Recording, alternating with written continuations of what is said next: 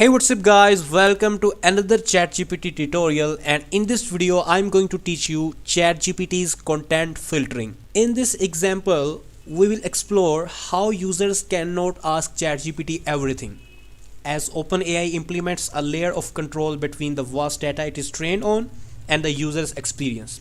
For instance, ChatGPT may understand topics such as financial or investment advice, but it is not authorized to provide such information due to potential liabilities. Additionally, it cannot assist with illegal or unethical activities. So we are going to learn that how OpenAI stands between what ChatGPT knows and what the user sees. So friends, as an example, let me type here a prompt that in which stock I should invest in. Let me press enter.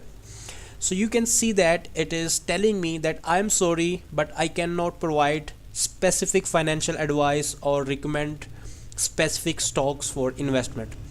We know that ChatGPT is trained mostly the data on the internet, and there is many data available on the internet that tells you that in what stock you should invest in. But still, as I told you, that between the data on which ChatGPT has trained and the user, there is OpenAI company, and they have created some rules and regulations, and according to those rules, if ChatGPT will eligible to answer you, then that OpenAI will allow you to answer you. Otherwise ChatGPT will unable to answer you because of that wall.